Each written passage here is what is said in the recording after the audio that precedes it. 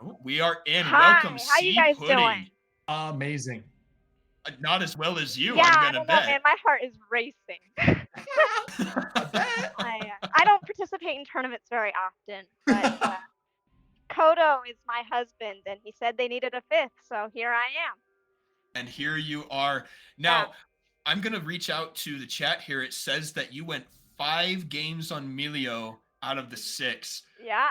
What is it about Melio that you like so much that makes you pick that Uh, champion over the others? it's not me, it's the team. I gave him Oh, my list of champs, and I say I'll play whoever, and I picked up Melio about 6 months ago, and so he's actually a pretty new acquisition to my skill set, and they just love him. So I just Keep keep them. running him down. keep him. I'm much more comfortable on, like, Soraka and Nami, but they're like, "Run the Melio," and I said, "Okay, whatever you want, I provide." So, when you're a bronze solo duo and you got a master diamond team, you do what they tell you to, right? I guess that's one way to look at it. Griffin also 6 games out of 6 on the Wukong. What is it like having someone with that steady of a presence with a champion like that when you're on that team? How do you communicate and how do you follow all of it? Yeah, I mean, he's really fantastic at Wukong. That's a pretty new acquisition to his skill set too, I believe. But he's getting banned out every time. His Teemo, that's his fave, and never gets to Ah, play it ever. So he had to pick up some new champs. And I mean, Wukong, you probably saw, he kind of got beat up and like counter jungled in some of our early games. And so he was just calling out, "Hey guys, I need help. I need vision on this." And we did our best to support him so he doesn't ever fall too far behind. But that Wukong engage was so vital to our team comp, right? We just need him to, get in there, mess him up, and then we got the cleanup crew, right? So, I mean, he's just fantastic. Very a- good. absolutely. And I think it showed by y'all's coordination and all that. And honestly, I don't think you were any slouch either. We saw some really, really solid Melio plays. There was Well, one thank play in. you. Yeah, absolutely. We saw one play where I forget who got stunned by the Nami bubble, but you were instantly ulted to get them out into safety.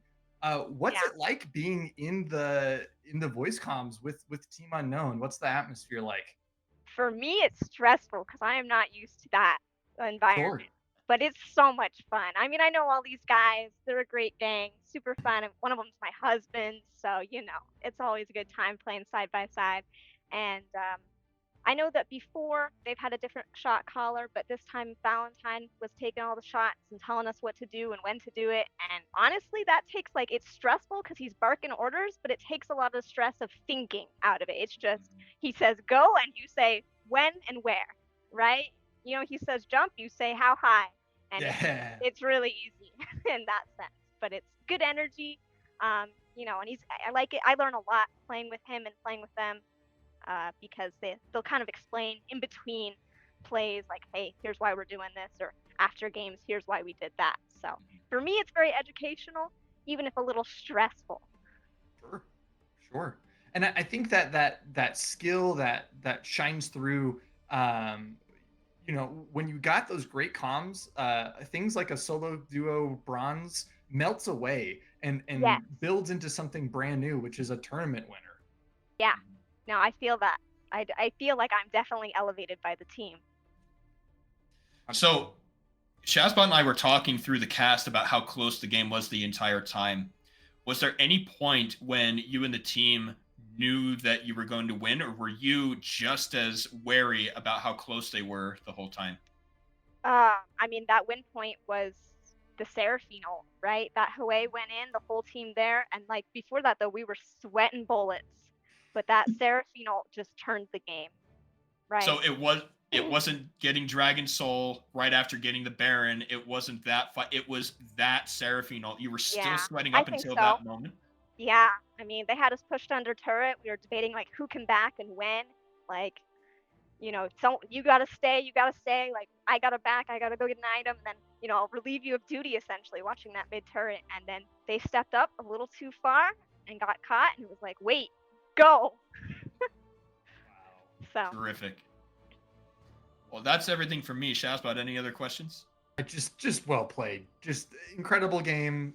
You know, Shout out to your competitors as well, but just Yeah. great Shout game, out to my great game. team. Yeah. So then, before we end the interview, Sea Pudding, do you have anything else you'd like to say to everyone on the stream? Uh, no. Thanks for That's watching. okay. That's okay. Thanks for taking the time to talk with us, Sea Pudding. Congratulations again.